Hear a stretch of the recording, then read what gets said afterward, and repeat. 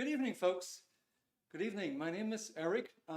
Maybe some of you guys are familiar and have seen me before.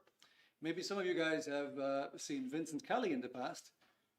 I basically started doing these webinars and I took over the baton from Vincent last year, December. And so right now, both of us are covering the webinars. A little bit about myself. I'm Dutch. I did engineering school in the past. And at some point, I found out more about the topic of the mind, the topic of life, and I'm very, very passionate to share that data with you tonight.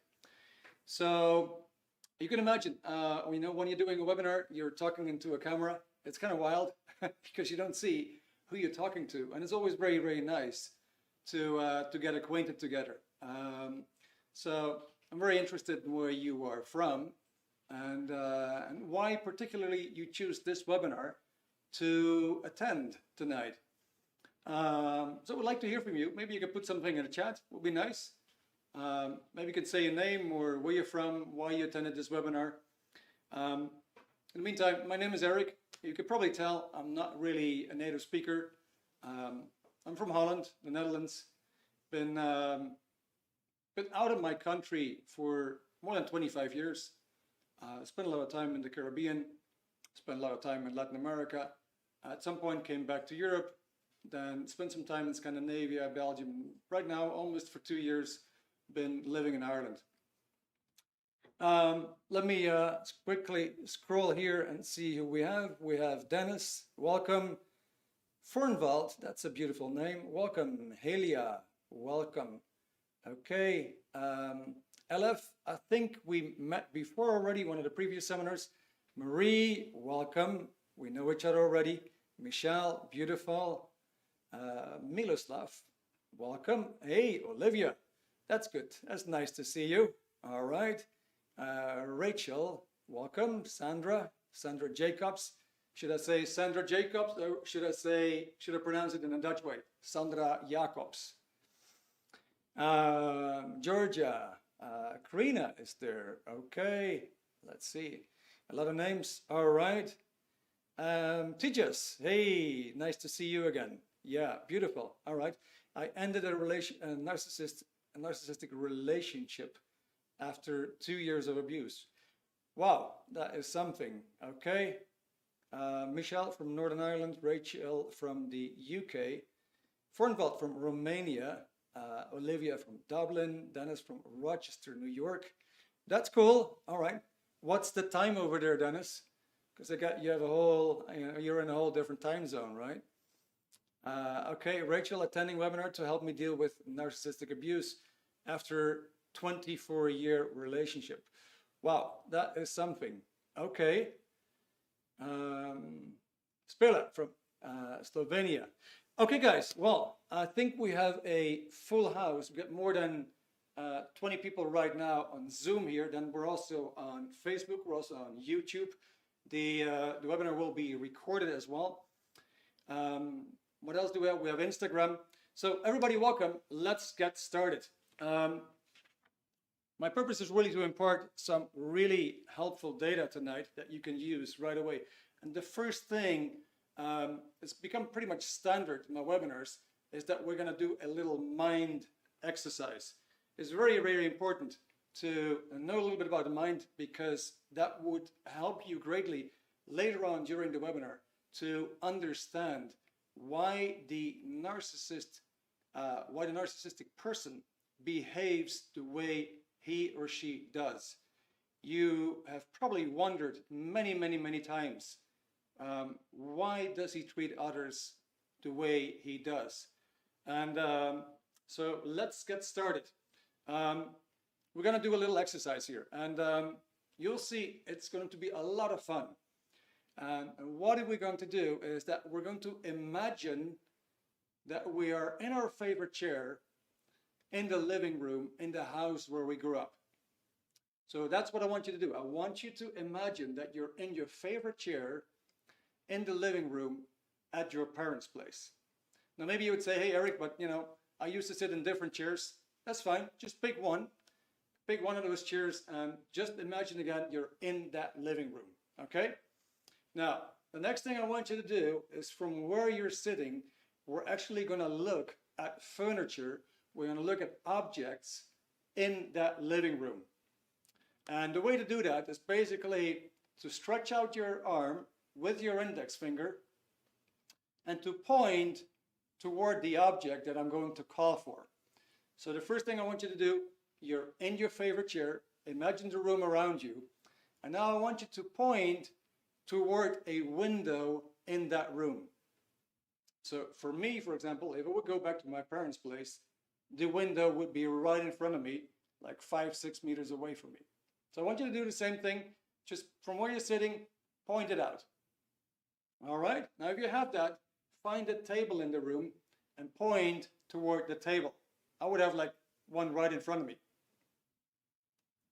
Good, if you have that, find the telly, find a television and point toward the television.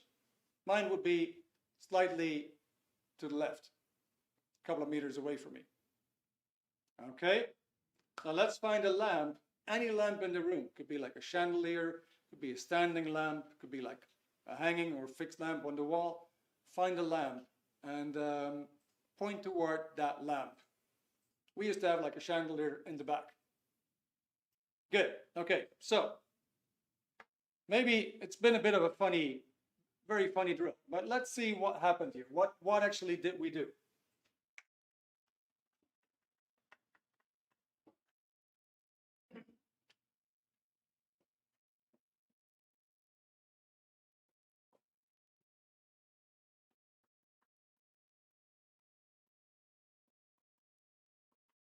So we just looked at a mental image.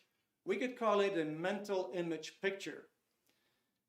So you recreated in your mind that room around you. You could probably see the walls again. You could see the dimensions again. You could see the color of the floor again. You could see perhaps the texture of the furniture, perhaps the texture of the curtains even, right? All that stuff just comes to you the moment that you put your attention on it. It's quite fascinating. Now, you could see that that picture is not something that you can touch.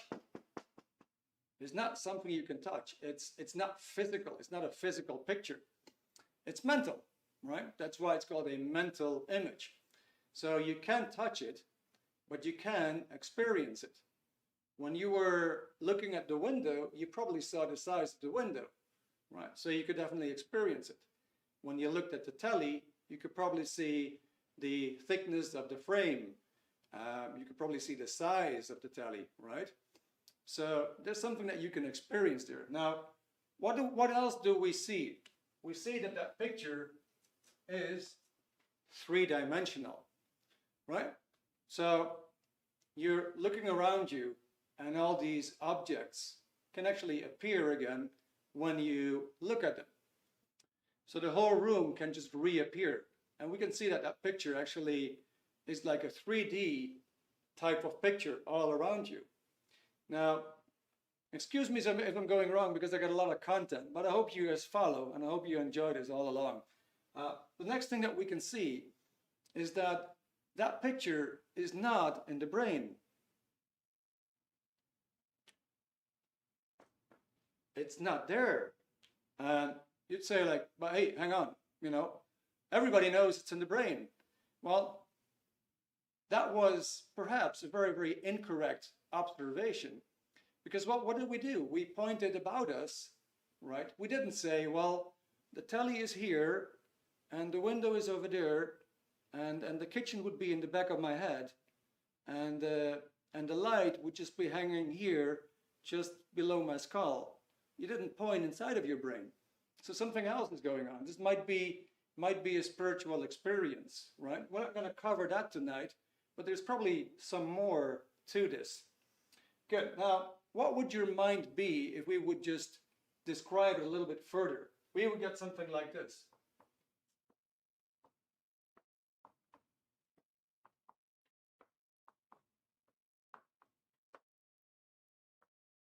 We would just get like an endless series of pictures, right? And that goes all the way back. that goes all the way back to birth and even before birth, right? Now let's see how you use that.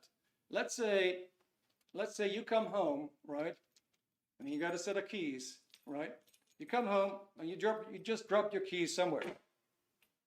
Now you're going to another quarters, you're into another room, and let's say you do some bookkeeping or you're working on your computer, and all of a sudden you realize you have to go again. And you put your hands in your pocket and say, oh, damn, where's my keys? So now, are you going to roam around in the entire house? You're going to go and see all the quarters and just, see every corner and every quarter to see where is your key? No, you don't do that. What you do is actually you consult one of those pictures again and say, hang on, let me see. I came home and I passed by the cupboard. Oh, that's where I dropped them. So you're looking at your picture will tell you where to find your key. And that's how you use those pictures. Now, I have a question right away for you. So I would like to make this very, very interactive so we actually have some fun with the data. I would like to ask you, just when doing that drill, right? Did anybody feel any discomfort? Did anybody feel any discomfort or any stress looking back in your memory and looking back at that picture of the living room? Just pop it in the chat, please. It's quite important that we get a few answers on this because it's pivotal in this exercise that we're doing. Good. All right. So let me see. No. All right. I think we're pretty much in agreement, right? Alexandra, okay. So you experienced something, yeah. Some discomfort. All right, that's okay. With these memories, no. Okay, Nico, thank you very much. Good. Now, that means in general, you could easily consult these pictures. Now, here's my next question. Have you ever been stressed or felt uncomfortable when you went to a job interview or when you had an exam or when you, for example, had to do public speaking? Yeah. Did you ever feel stress or uncomfortable when you had to do public speaking, when you had to go for an exam? All right. Okay. Lots of times, definitely for an exam. Yeah. Okay. Got you guys. All right. Good. So what does that tell you? That tells you something else. That tells you there's something there.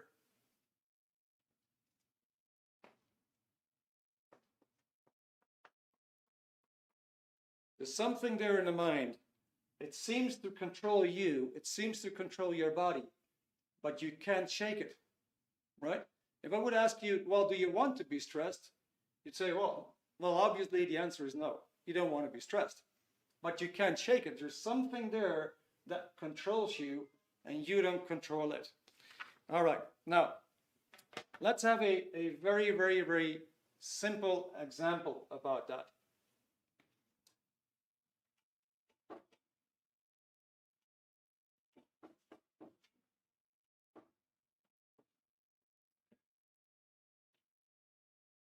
Let's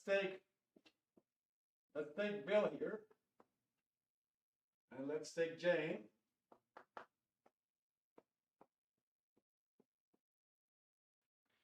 And so this is going to be, let's say, 8 a.m. in the morning. And Bill and Jane just have a hell of a quarrel. They're really, really upset with one another. And that, of course, causes a lot of tension here, right? Now, Bill is a bit of a big mouth, and he's very, very unreasonable. And he's calling Jane names. He's very unreasonable. And so he's like, I don't want to hear another word of you. You hear me? And it goes on, and he finally walks out. He slams the door. And so now Jane, basically, she has to go off to work. She has to go off to work. And so let's say here's 2 a.m.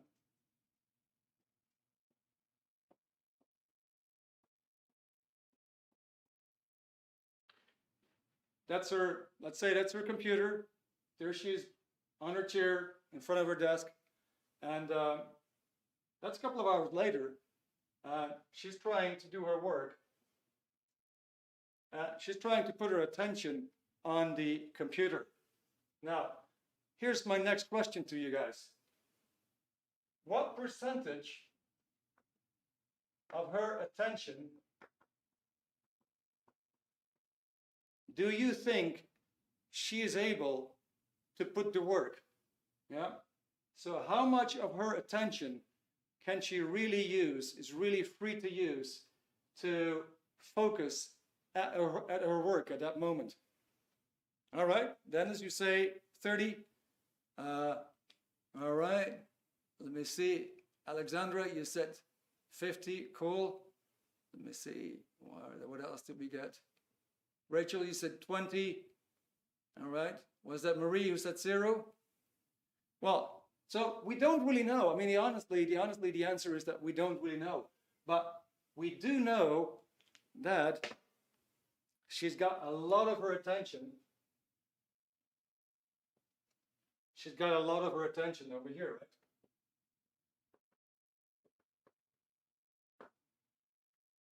Good. So in other words, what do we really get? Now, if we go back to that whole mind thing, what do we really get? Let me take another color here.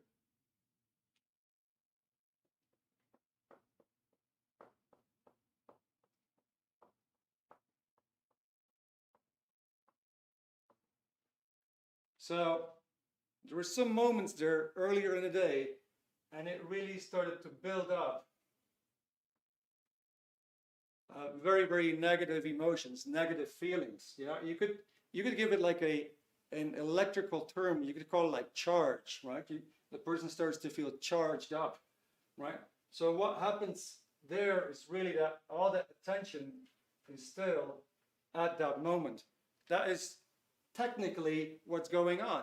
The person's kind of like stuck in the moment, if you will. This is very, very key to understand. It's very stuck in the moment. Now maybe you can relate to this idea.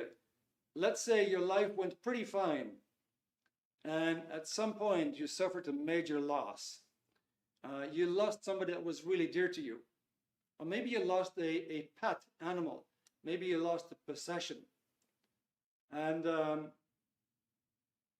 it basically, something happened to you at that moment. You might have been overwhelmed by grief at the moment, and you lost some vitality. And for some reason, you felt like you couldn't really rebound to how it was before. And it could be like a breakup in a relationship. And it might give you the idea that it takes years and years and years to recover, right? Something very, very similar is going on. The person is still stuck in the moment, all right? Now, just a very, very simple question to you guys. Over here, Jane is trying to do her work. It doesn't really go. What do you think? What kind of negative thoughts could she have? You want to be so free, pop something in the chat. What kind of negative thoughts could she have?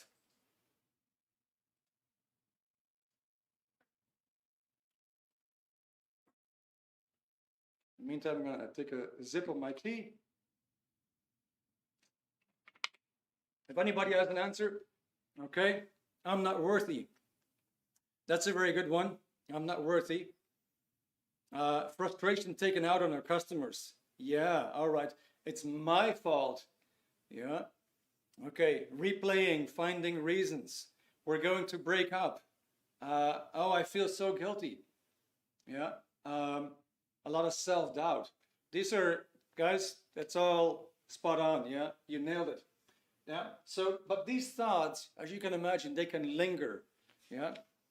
Okay, so now that we see more or less how this works, and there's a whole book on it, trust me, you can get all the data. You can go like a deep dive, get much more data. But now actually that we have a little bit of an idea how that works, let's take it to a narcissist and let's see how it applies over there.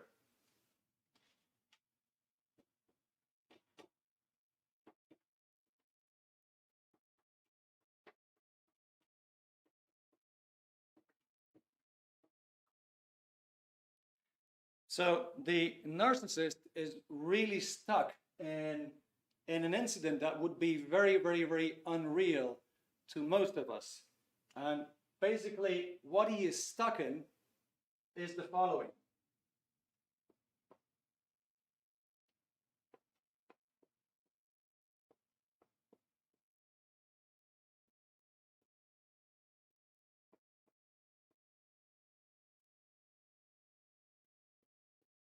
Let's say we have the N for narcissist over there. He is surrounded by other people, and he has the impression that that he's under attack. Now, when we went over these pictures, I pointed out there might be something spiritual to this, right? It's not the subject of tonight. I'm just pointing out there might be something spiritual to this. Maybe you sometimes thought, hey, am I more than a body? Am I an intelligence? Am I an energy? Well, you can actually find out the answer, but that wouldn't be for tonight. What happens here is Mr. or Mrs. Narcissist is actually surrounded by other people, and these people are trying to do him in. These people are trying to do him in. These people are trying to kill him, ruin his life, destroy him, whatever you can imagine there, but it's just bad, right? He's surrounded by a group of people that want to do him in. And so he's got that as a part of the memory.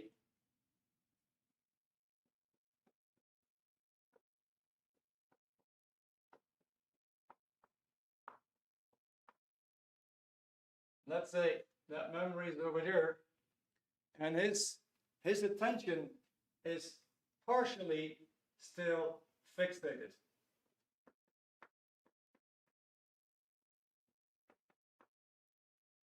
Okay, so how can your attention be fixated? Just want to make a very clear example.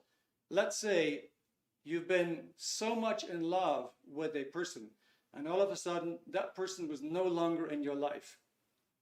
And you may consider that you would never ever meet such a person again. You would consider that it's simply impossible. I'll never find that kind of a woman again. I'll never find that guy of a man again, right? And it might actually become a very, very stable datum in your life. So later on, when somebody invites you, maybe years after, to go to a bar or to go to a dancing, you'd say, well, you know, okay, I can go, but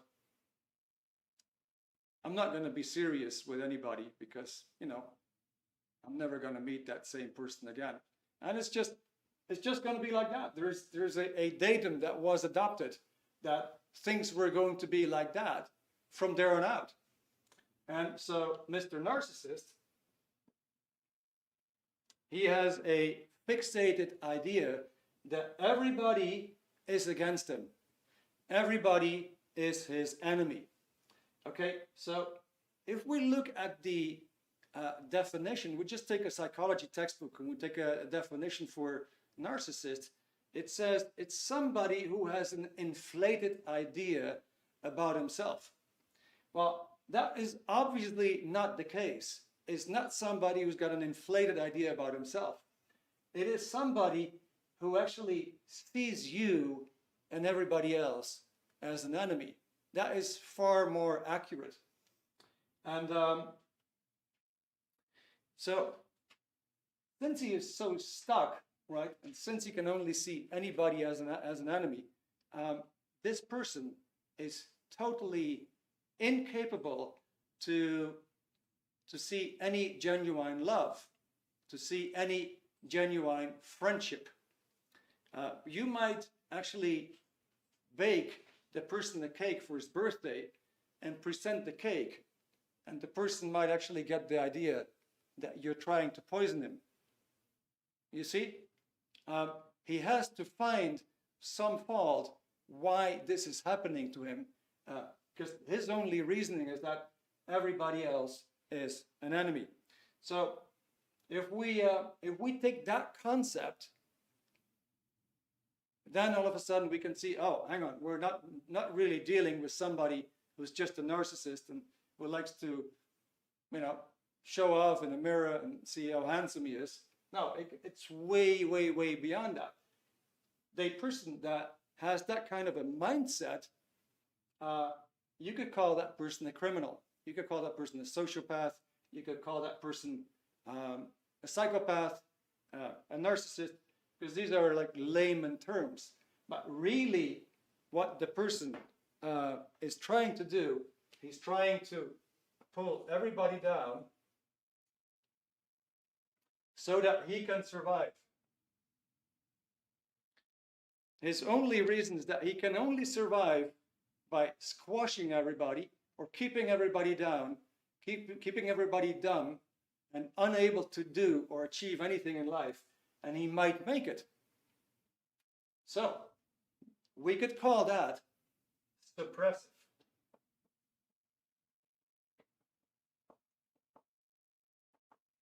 What he's trying to do is simply, he's trying to suppress you. You want to go somewhere? No, that's not going to happen. You have an ambition? No, that's not going to happen. You want to follow Spanish classes? Oh, that could actually make you better. No, that's not going to happen. On and on, right? So let me see what else I have for you. So like I just said, so he sees everybody else as enemies. He cannot see kindness. He cannot see love. He can see enemies only. He's very fixated on keeping everybody down, destroying them openly or covertly. And that's, he feels, what his survival depends on. Now, quick question, because we're going to do a little interaction here again. You have seen this, let's say, in nature.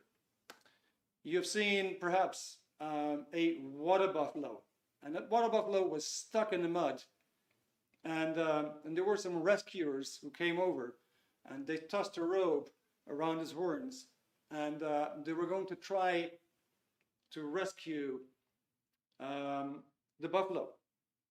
Now, quick question here, pop it in the chat. What is the mindset of the buffalo? The guys who are actually over there with the rope trying to pull him out. Are these guys his friends, or are these guys his foes, right? What is the mindset of the buffalo? Friend or foe? Just pop it in the chat. Thank you. Thank you, Rachel. So fascinating, totally relatable. Cool, okay. TJS, foe, yeah, all right. Anybody else, guys? Foe, all right, foe. Good, so, all right. So I think we're in agreement. Well, just keep that in mind. The antisocial personality, previously called the narcissist, has the same mindset as your buffalo. He cannot see any genuine help. It just doesn't exist in his vocabulary. It doesn't appear in his mind. Okay, now I'm going to give you some more relatable things here, I hope. I'm very happy with your guys' comments. I'm happy you like it so far.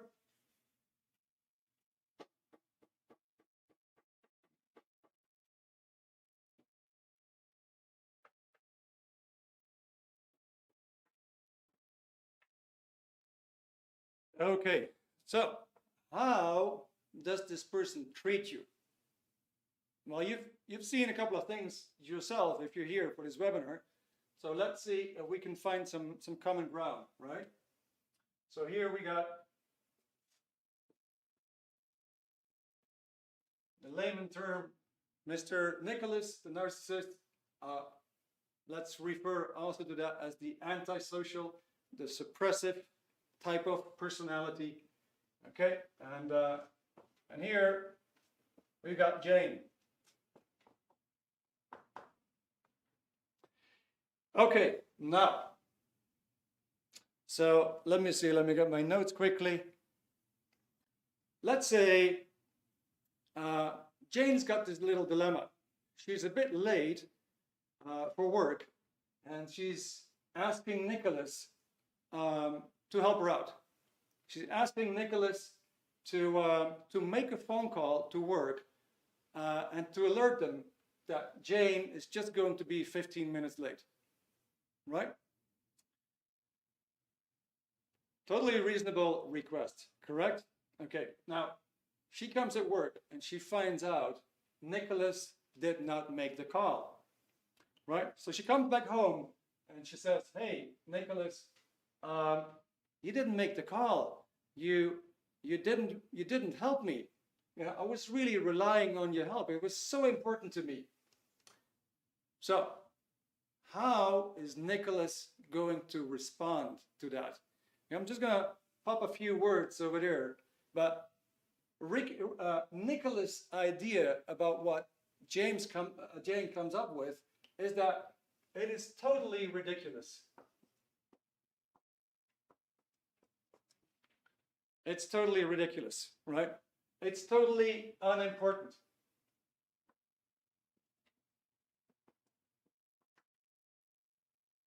Okay? And it was totally deserved. You probably ran into that yourself. Probably ran into a conversation like that. Well, you know, it's your fault if you're late, right? Okay, now let's turn the flow around. Now let's say Nicholas is in the same situation, and he's asking Jane, "Hey, listen, I need your help. You need to call my boss, and you need to tell him that because my dad just died, I'm going to be late for work." Now, he might just have the whole thing dreamed up that his dad just died. You know, beautiful story. He thinks he might get away with it. So, but now Jane's like, well, you know, forget about it. I'm not going to lie for you. Yeah, you can ask me to lie, but I'm not going to lie for you. I'm not going to do that. So, all right, now he's of course very frustrated, and what Jane did to him right now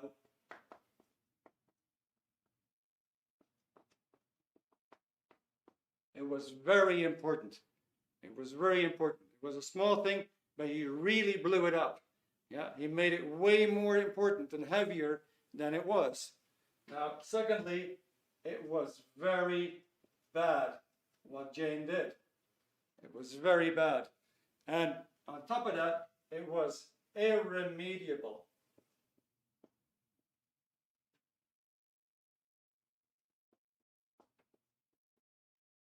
Right, so in other words, like what he does to others, you know, it's nothing to it. What other people do to him, well, that is really, really a big deal. Okay, so now let's say she is going to make him a cake for his birthday, and she's all proud, you know, and you know, she really brought it off, and you know, it was the first time she'd make that recipe, and she's very proud of it. So now she would expect that he would value that cake, obviously, right? And so his viewpoint is that it has no value at all. And others could do just as good or even better.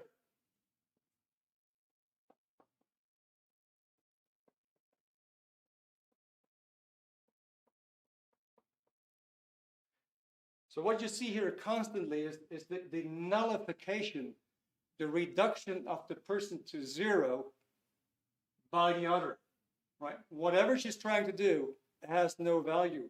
Whatever she's trying to do, you know, others would do it better. So she's a nobody, okay? Now, whenever she's complaining about something, and it might be completely just to have that complaint, she'll say, well, you know, it's totally deserved, it's unimportant, you know, and it's ridiculous, don't even talk about it. But whenever something happened to him, it's a big deal. It's very bad, you know. I will never forgive you. I won't ever forgive you that you did this to me. And what else do we see in that person? Finally, we see a sexual restraint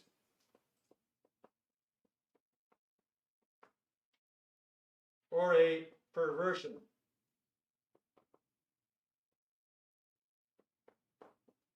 Now, for the ladies, have you ever had the idea that a guy was just using you as an object? Because that's what I heard before, you know, just being used as an object. There's no love there.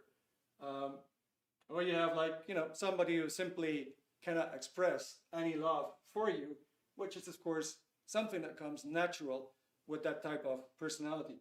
Okay, good. Like I said, we're going a bit fast here, but here's the next question. Since you're all in here, who has actually seen this in his or her life? Just pop it in the chat. You can put a yes or a no. You can even elaborate and give an example. But who has seen this in his or her life?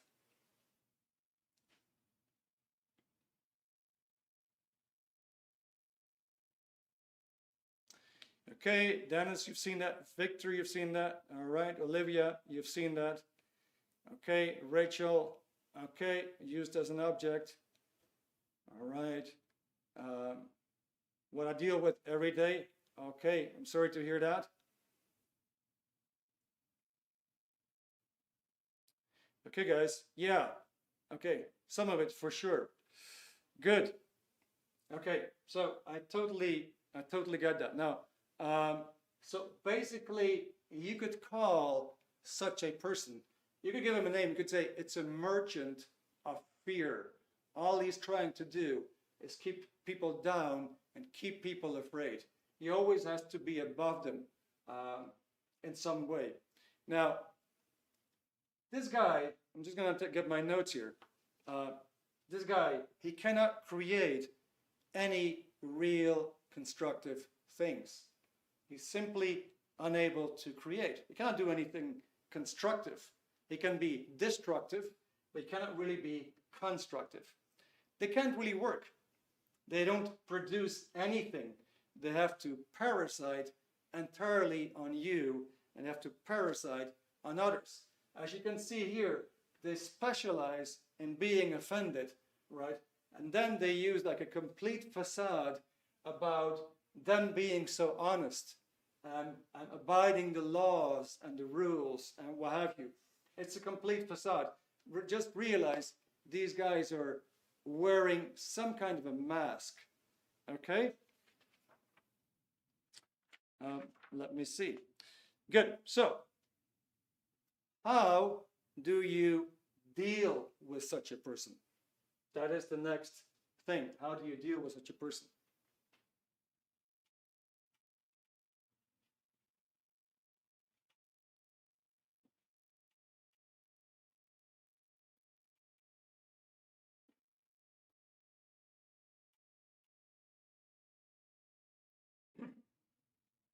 So maybe in primary school, you've seen some kids, one being like really nasty, right? And trying to create an effect on the other person. And let's say it goes like this. Let's say like, and you're a crybaby. And the other kid basically starts to cry, yeah? But let's say we got that situation here.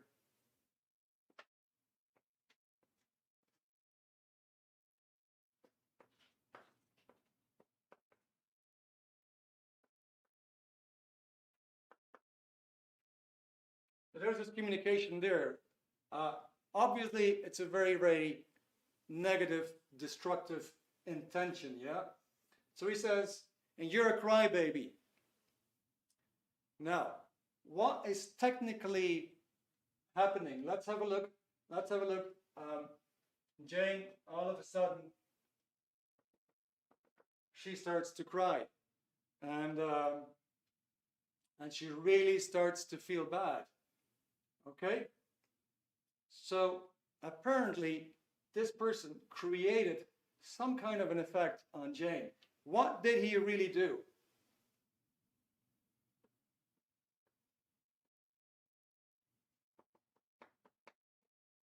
he simply pressed some kind of a button in Jane, right? And that button activated Jane to start crying.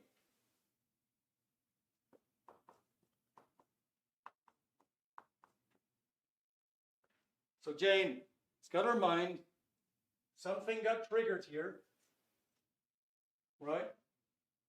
That button triggered something in her mind that triggered her to start crying. And now Jane is crying. Good. That is the anatomy. He simply creates an effect on her. She starts to introvert and she starts to cry. Okay. What is really interesting here is that with Mr. Narcissist or Mr. Antisocial, this person has no power.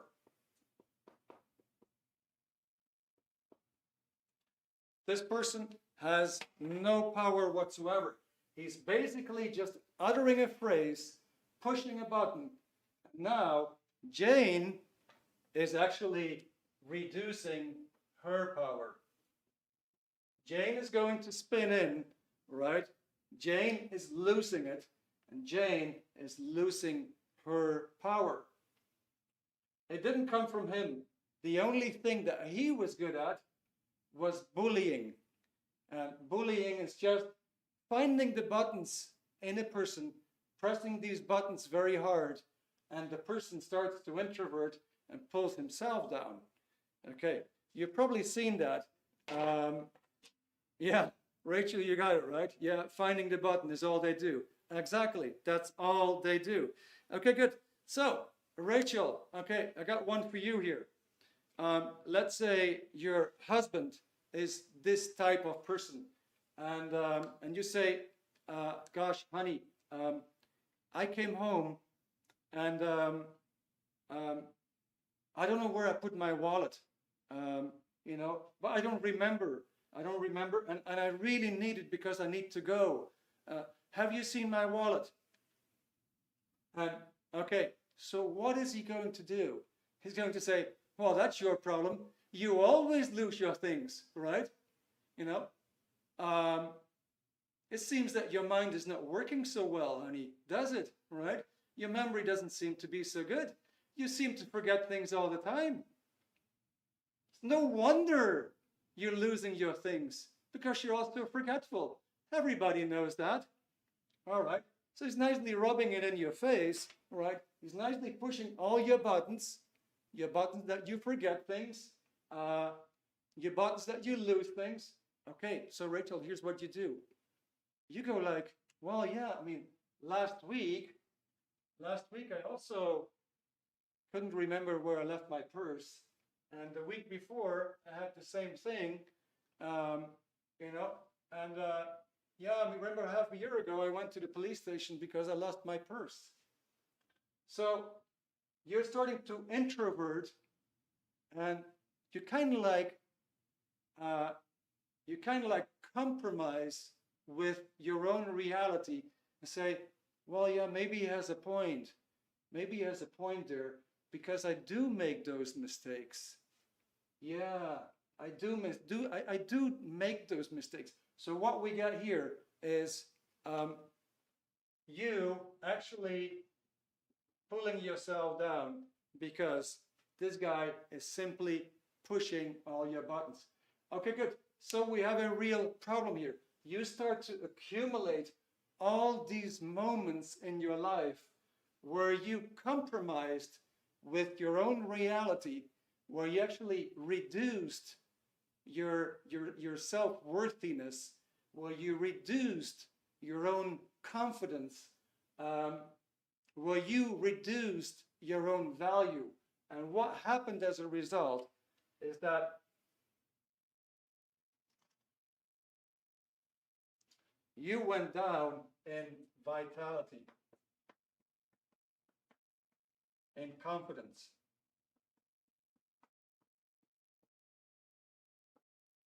And a host of other things. Now, At the end of the webinar, I'm going to show you a booklet and a book. At this moment, I just want to show you a little booklet here, which is called The Cause of Suppression.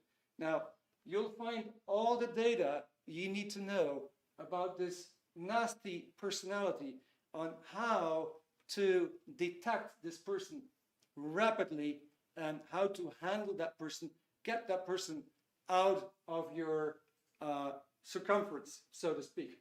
Now, what I've seen in the chat, some people have been with such a person for many years, and you can tell you've had some mental suffering as a result, right? You could be still in that situation, and you could see that you're in that daily grind of roller coastering your life, going up and down. It seems like it's not going to go anywhere. Now, what you'll find in the booklet here, it talks very specifically about the antisocial personality, right? And how to detect them. There's 12 attributes, and I'm just going to give you just a few lines. Now, let me check my phone quickly so I have the time. Okay, good. I think we're still in time. Now, when we trace the cause of a failing business, we will inevitably discover somewhere in its ranks the antisocial personality hard at work. In families which are breaking up, we commonly find one or the other of persons involved to have such a personality. When life has become rough and is failing, a careful review of the area by a trained observer will detect one or more of such personalities at work. Okay, here's a very key one. Surrounding such a personality, we find cowed or ill associates or friends who, when not driven, actually insane, are yet behaving in a crippled manner in life, failing, not succeeding. Such people make trouble for others. If you're trying to educate yourself, if you're trying to get better, let's say you're trying to get counseling, right? You will not have any benefit as long as you're in touch, in contact with an antisocial personality. It's not going to fly. All right? Now, so how then do we heal from that abuse? Okay, so a quick quote here, which is the following. I'm just going to read again. An organism is suppressed toward death by accumulated pain. All right, so what we have here is, for example, worry. Am I good enough? I make so many mistakes. I have no value. Whatever you can think of, right? I don't really have much examples, but you can get the idea, right? The person is actually debasing his own value, is debasing his own confidence, reduces himself to zero, right? Will lose direction in life, will do a lot of overthinking, is dealing with problems all the time. Life is a constant roller coaster. So he's actually starting to build up, you could call it mental pain, yeah? If it's a mental worry, for example, right? It may be accompanied by grief, sorrow, and what have you, moments of unhappiness, putting all the blame on you, right? And this starts to accumulate in your mind. So an organism is suppressed toward death by accumulated pain. So pain in one great sweeping shock brings about immediate death. Well, that's obvious. You know, you cross the road, a car comes over, smashes you, right? That's a sweeping shot. It's immediate death. However, pain in small doses over a lifetime gradually suppresses the organism toward death. So what we get here is that we start to accumulate, and we start to accumulate some more. We start to accumulate some more. We start to accumulate some more. And you can actually see where you're going if that doesn't get handled, right? Now, here's a key thing. There's been a discovery, and you'll find that discovery in the book about the mind. It's called Dianetics, which means through mind. It's the #1 bestseller about the mind. There's no other book that would even come close. This book, it will give you the whole anatomy of how the mind works, how we accumulate those mental charges, and how we can completely eradicate them so that you can actually get back or rebound to your full vitality. All right? So a discovery was that this pain could be nullified. To nullify means to bring to zero.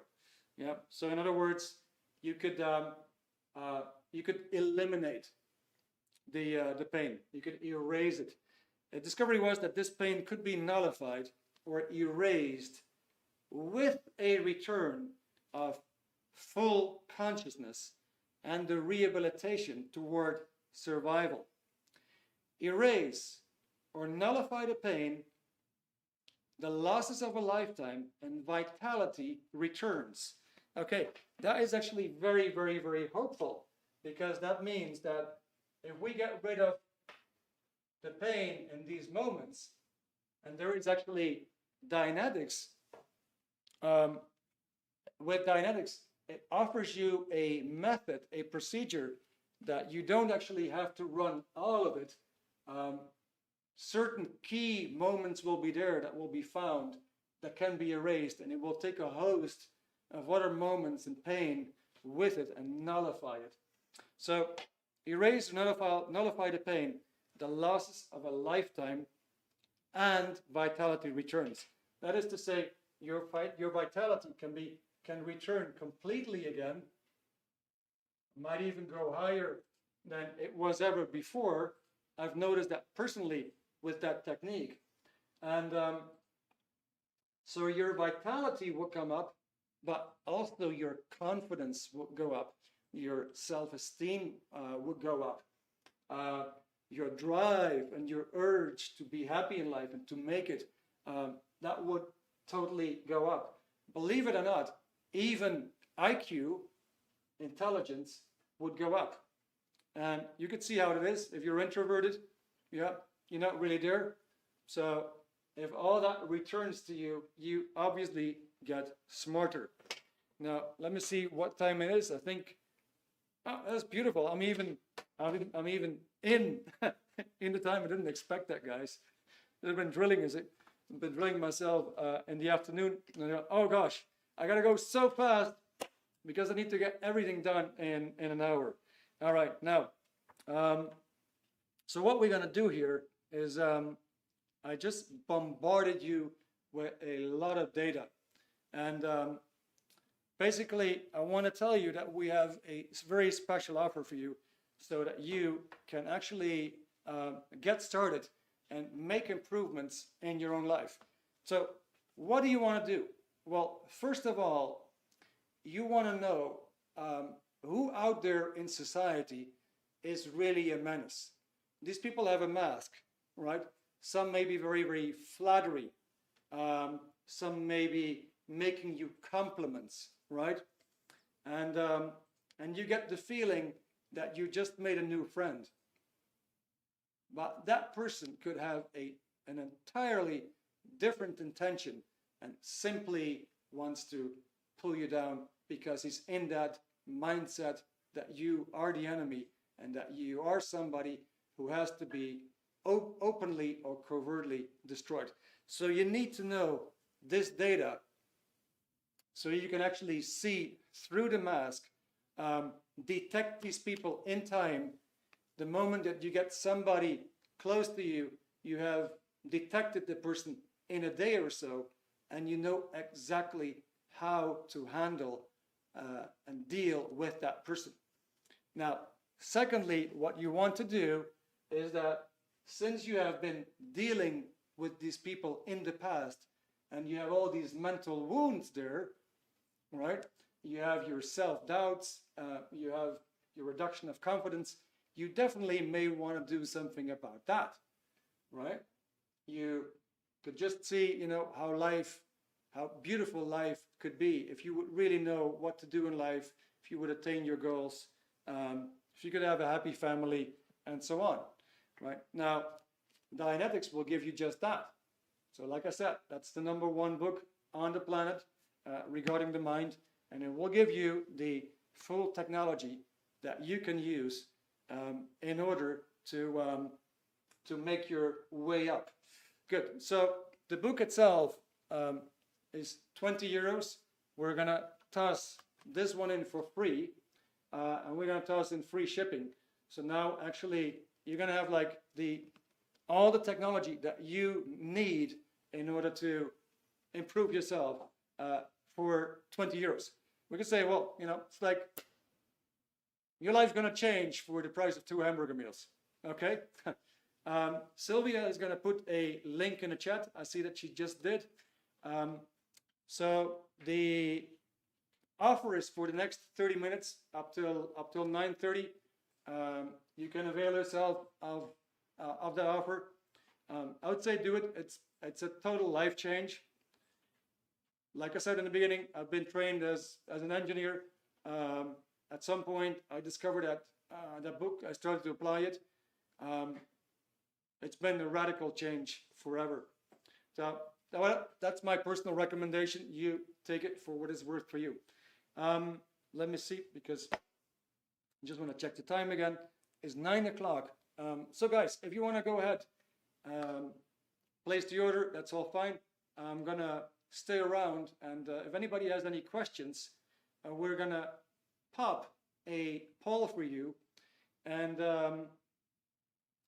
what we could do, let's say you wanna have a one-on-one conversation. We could do that. I love to, because I like to make friends. But we can have a one-on-one conversation, and maybe you've seen something. You say, hey, you know, Erik, I'm running into this. What can I do? Or I have this situation. What can I do? You could definitely reach out to me, and Sylvia, I think, is gonna put a poll there where you could indicate a day that you feel like, okay, you know, that day I'm available. Erik, you can contact me, and we can have a chat about this. Yeah, Rachel, yeah, definitely, we do ship to the UK. Absolutely. Okay, all right, so Sylvie says the poll is launched, and all right, guys, if you want to fill it out, if you want to have a personal talk with me, I'm really delighted to see all of you guys online. I'm very happy with you guys' participation. I think we had a nice conversation back and forth, and so I'm very happy with the outcome. I'm happy with you guys. And once again, if you do want to have like a personal talk, I'll be happy to give you a ring. Could be even out of the country. Like I said, I live in Ireland, but if you want to, okay, for Canada, yeah, we could basically handle that from the United States for you. Best is that you leave a message or your number in the chat for Sylvia. We can contact you, and we can handle that for you for Canada too.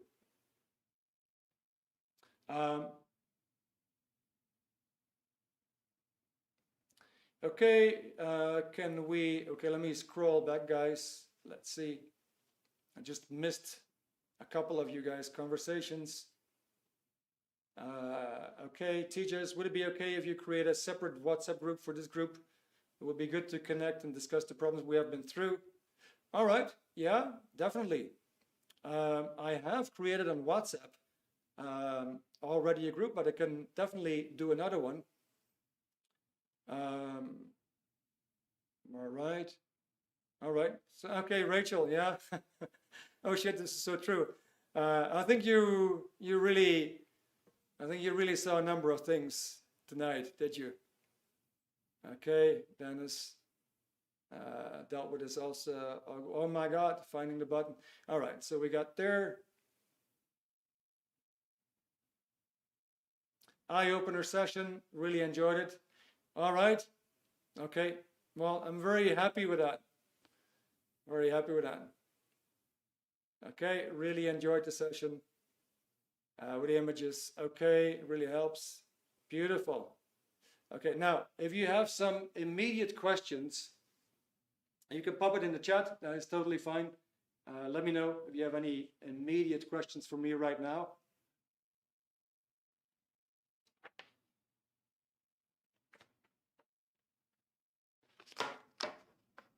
Olivia, you're very welcome.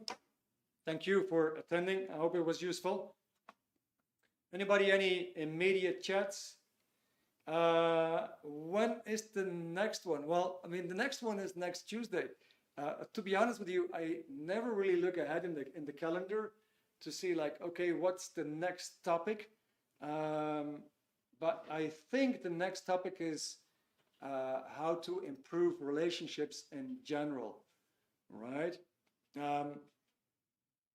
Okay, so once again, guys, I'm going to be a little bit of a salesman here, right? Cause of suppression. It's just, believe me, it's bloody incredible. You're going to have data like that, but actually more organized. That is so spot on. The moment that you have this suppressive, anti-personal, anti-social person in front of you, you've gone through the booklet, you'll spot that person right away. And that will help you so much to keep these people away from you. Because definitely, you don't want them in your life. Yeah. Now, okay, I'm going to do, I have a question for you guys. Have you ever had the idea that you could be more, that you could do more, that you could achieve more, that you have more potential? Have you ever had the idea that you had more capacity, that you had more potential in you? Have you ever had that idea? And Victor, yes. Teaches, yes. All right, okay. Now, so then, let's say you're going for a job interview, or let's say you're going to do a public talk, right? All of a sudden, you'll find out you're pulling all the brakes to put yourself in trouble. You're gonna do that public speech, right? And what happens? You get a dry throat. You suddenly forgot what you wanted to talk about. All of a sudden, you feel like you're smelling, you're transpiring, right? Your legs are shaking. In other words, there's something there that completely controls you and your body, right? Like I pointed out in the beginning, right? These are your mental blocks, right? Maybe you're familiar with Albert Einstein, who said that we're only using 10% of our capabilities, of our potentials. Now, imagine that you could actually go to 100%. Now, that's very hard to imagine. All I can tell you is that this is such a breakthrough because for the first time ever, it tells you exactly why you're only using 10% and what is blocking the other 90%.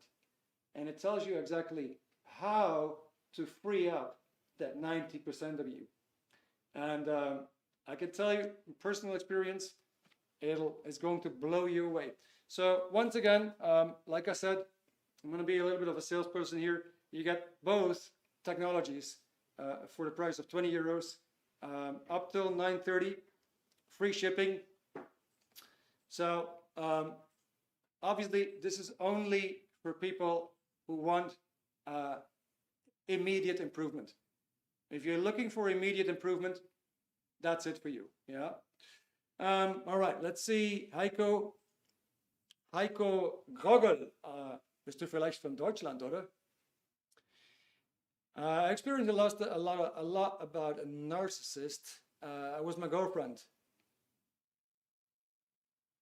Ah, okay, all right, okay. So you studied something along this line already. That is fantastic, bro. Really. The data give me a very good concept. Nobody could really give me. Beautiful. Okay, guys. So next week is a whole new topic. It's got nothing to do with the narcissistic or suppressive personality. We're going to talk about social stuff. We're going to talk about how do we make friends. How do we make friends out of nothing, and how do we build something? So the link is going to remain there. I want to thank you all. It's been a great session together. Maybe you filled out the poll. Otherwise, we may see each other next time. Thank you so much, and see you again next week.